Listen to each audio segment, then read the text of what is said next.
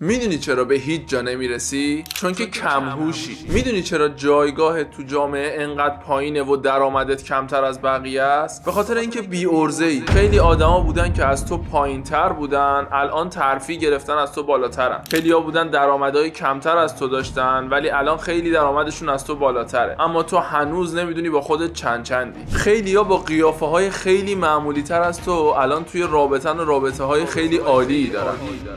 این جمله هایی که الان گفتم براتون آشنا نبود؟ اینا افکاریه که قطعا از ذهن خیلیاتون گذشته و انقدر با خودتون بارها و بارها تکرارش کردید باعث شده که دچار سندروم خودکمبینی یا خود تخریبی بشید. و شاید همین الان که این ویدیو رو تا اینجا دیدید به خاطر همین جملات آشنایی بودش که اول ویدیو گفتم. تو این مرحله از زندگیت گیر نکردی چون به اندازه کافی نمیدونی. تو این مرحله از زندگیت گیر نکردی چون آدم کم هوشی هستی. خیلی از آدما هستن با هوش خیلی کمتر از تو الان درآمدهای بالاتر از تو دارن و خیلی آدما هستن با صلاحیت خیلی کمتر از تو ارتقا گرفتن. ولی دلیلش چیه؟ همه اینا به خاطر اینه که تو توی ذهن خودت گیر کردی، خودت سد راه خودت شدی و دلیل ساخت این ویدیو هم همینه. توی این ویدیو قراره بهتون راهکارایی بدم که از سر راه خودتون برید کنار و اجازه بدید خودتون بدرخشید. بهت قول میدم اگه این ویدیو رو تا آخر ببینی میتونی کارایی رو انجام بدی که تا الان حتی فکرش هم نمی کردی که بتونی انجامشون بدی، حالا چه توی کارت چه توی زندگیت. پس تا آخر این ویدیو همراه هم باش.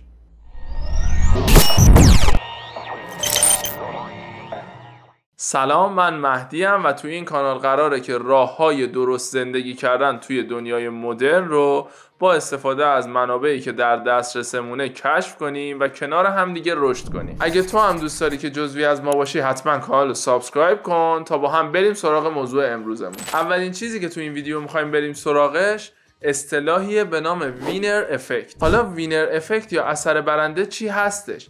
بذارید با مثال براتون توضیح بدم تا بهتر متوجه بشید. وقتی مایک تایسون توی سال 1995 از زندان آزاد شد، اونو در برابر حریفایی قرار دادن که خیلی راحت شکست می‌خوردن.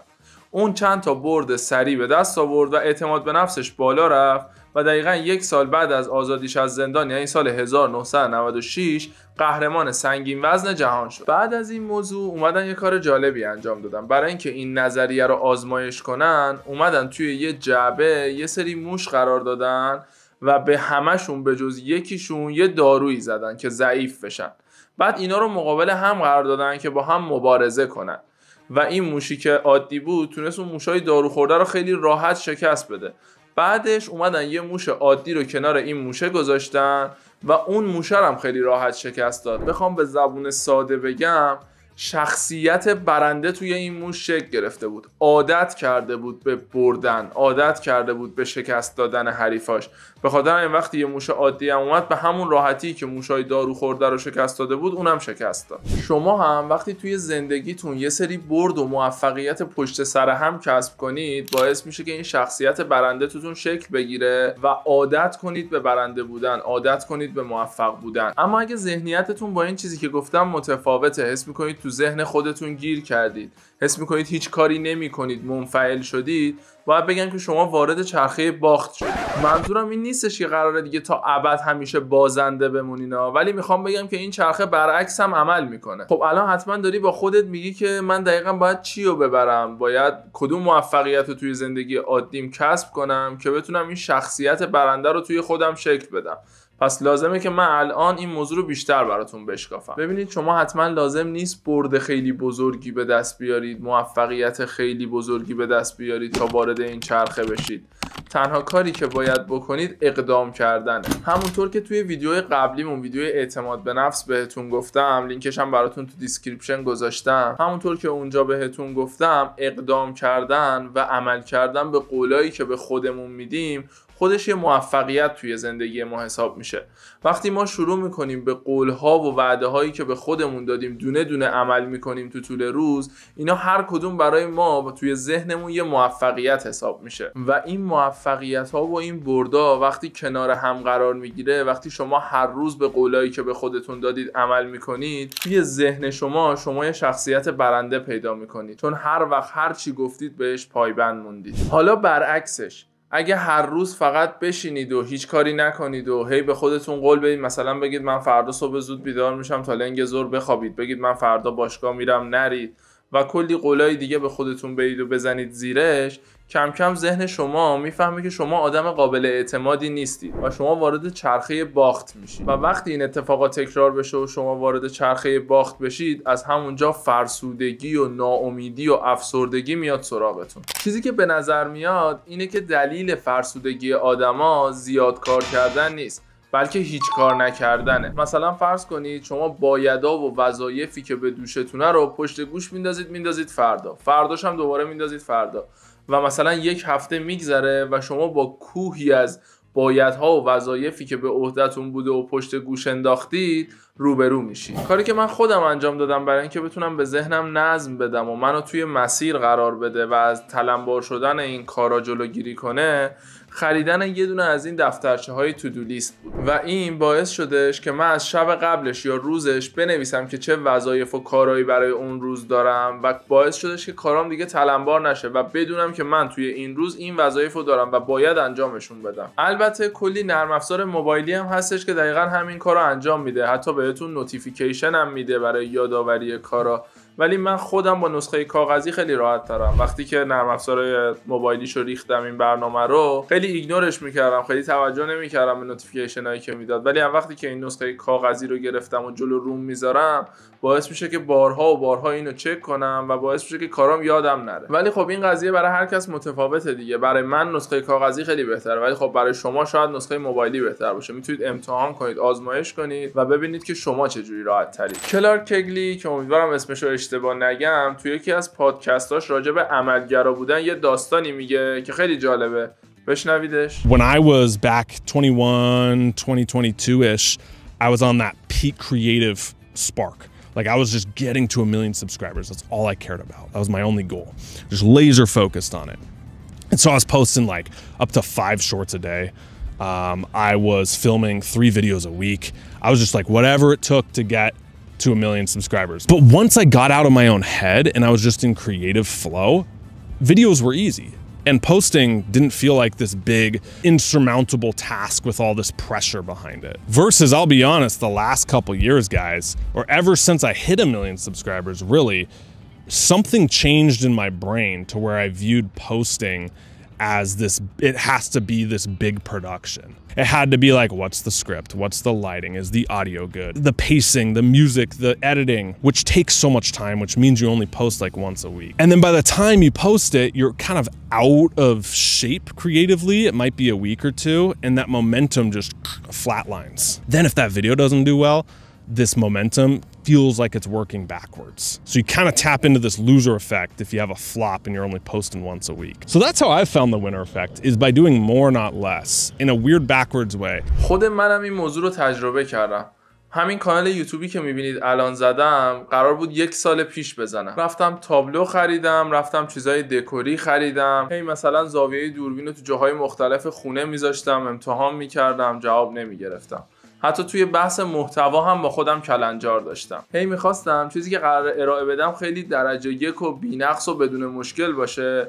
هی سناریوهای مختلف رو با خودم توی ذهنم میچیدم و وقتی که میگفت الان اینو بخوام اجرا کنم چی میشه و تو ذهنم شکست میخورد. یعنی من حتی به عمل نمیرسید، فقط توی ذهنم یه سناریو میچیدم و همون سناریو توی ذهنم شکست میخورد و این دور باطل رو انقدر ادامه دادم که باعث شد از یوتیوب زده بشم و کلا از زدن کانال یوتیوب پشیمون بشم. 1 سال گذشت من کلی تجربه کسب کردم و این سری که تصمیم گرفتم کانال یوتیوب رو بزنم، از مرحله تصمیم تا مرحله اجرا کلا 1 هفته طول کشید. دوربینم رو تو اولین جایی که میشد گذاشتم، نور رو چیدم و نشستم و صحبت کردم و بعدش تدوین زدم و پخشش کردم. الان با هر یه دونه ویدیویی که تو یوتیوبم میذارم، فارغ از اینکه چند تا لایک میخوره، چند تا کامنت میخوره، به خاطر اینکه به قرارم با خودم پایبند بودم، اون اثر برنده توی من فعال میشه. شما هم اگر ایده‌ای توی ذهنتونه و دارید توی ذهنتون پرورشش میدید، هر موقع که حس کردید به مرحله عمل رسیده انجامش بدید. ایدئالگرا نباشید و سعی نکنید صبر کنید همه چیز درجه 1 بشه بعد انجامش بدید. شروع کنید، آزمون خطا کنید، اینجوری خیلی بهتر باگاتون رو پیدا میکنید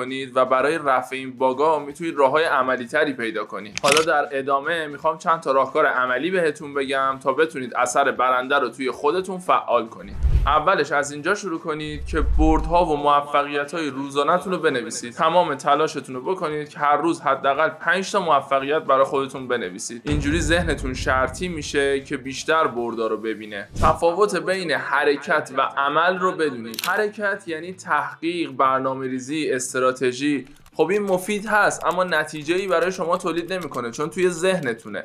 اما عمل یعنی آستیناتو بالا بزنی و شروع کنی به انجام اون کار. بذارید یه سری مثال از زندگی روزمره براتون بزنم. مثلا اگه مثل من تولید کننده محتوا هستین، حرکت یعنی من برم فکر کنم، تحقیق کنم، برای خودم 20 تا ایده بنویسم، همشون رو فکر کنم که چجوری باید ضبط کنم و اینا.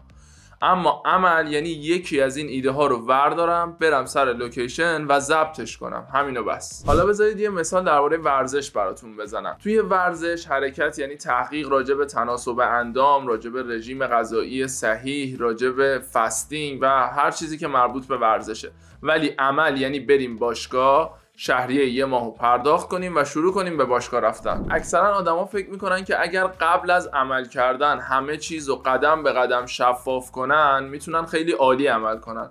اما تجربه آدمای مختلف نشون داده که تا شروع به انجام کار نکنی به هیچ نتیجه‌ای نمیرسی. کار دیگه‌ای که میتونید انجام بدید برای اینکه اثر برنده رو توی خودتون فعال کنید، طبق همون چیزی که توی ویدیوی اول از آقای هیوبرمن گفتم، نیاز نیست حتما خودتون بردای زندگی رو کسب کنید. شما میتونید حتی با دیدن برد آدمای دیگه هم این اثر برنده رو توی ذهنتون فعال کنید. پس زندگی نامه بخونید، سعی کنید توی برد آدمای دیگه مشارکت داشته باشین و وقتی یکی رو دیدید که موفق شده حتما تشویقش کنید. این کارا هم میتونه باعث بشه که اثر برنده توی ذهن شما هم فعال بشه، چون موفقیت رو به چشم دیدین. نکته آخر و مهمترین نکته قانون 10-10-10 هستش. این قانون 2 تا حالت داره که در ادامه بهتون میگم. مثلا شما میخواید یه کاری رو انجام بدید، اول میایید بررسی میکنید که این کار توی 10 دقیقه آینده زندگی من چه تأثیری داره. بعد میایید درباره 10 ماه آینده فکر میکنید و بعد راجع به 10 سال آینده. مثلا اگه بخوام براتون مثال بزنم، شما روی یکی کراش دارین و میخواین بهش نزدیک بشین.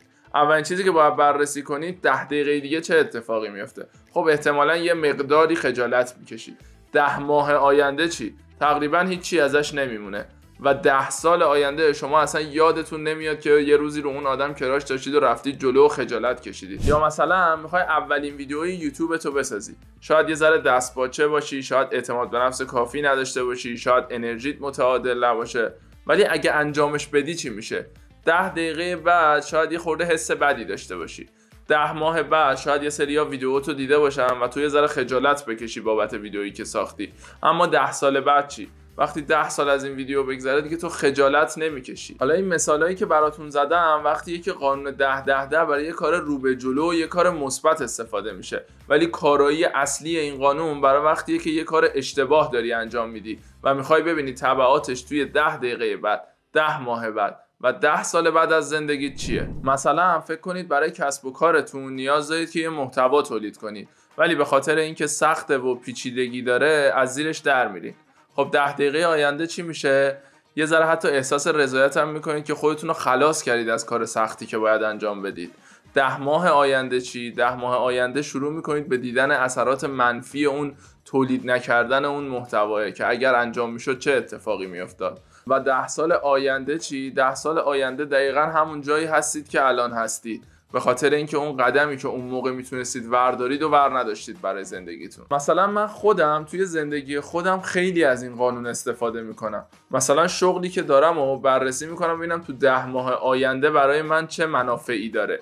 اگر منافع خوبی داشت، یعنی برای آینده کوتاه مدت میتونه به من کمک کنه، پس انجامش میدم. ولی از طرفی بررسی میکنم ببینم این شغلی که دارم برای 10 سال آینده منو به کجا میرسونه. برای من 10 سال آینده منفعتی داره، منو به اون چیزایی که میخوام میرسونه یا نه. اگه جوابش نه باشه سعی میکنم کنار کار خودم یه پلن بی هم داشته باشم که بتونم 10 سال آینده رو روشن‌تر ببینم. پس تو هم ببین با کارهایی که الان میکنی 10 سال آینده چجوریه؟ میتونی زندگی ایدئالتو بسازی؟ میتونی به چیزایی که علاقه داری بهشون 10 سال آینده برسی یا نه؟ اگر روند زندگی الانت زندگی 10 سال آینده تو قرار نیست بسازه، پس پاشو یه حرکتی بزن. نه بترس، نه خجالت بکش، نه ناامید باش، نه به حرف بقیه توجه کن. پاشو فکراتو بکن، ببین چی میتونه آینده‌تو بسازه، ببین برای آینده‌ت چه کاری میتونی انجام بدی و همین الان برو شروعش کن. کسایی که الان توی جایگاهی هستن که تو آرزوشو داری به اون جایگاه برسی، دقیقاً کسایی هستن که نترسیدن و عمل کردن و موفقیت‌های کوچیک توی زندگیشون به دست آوردن.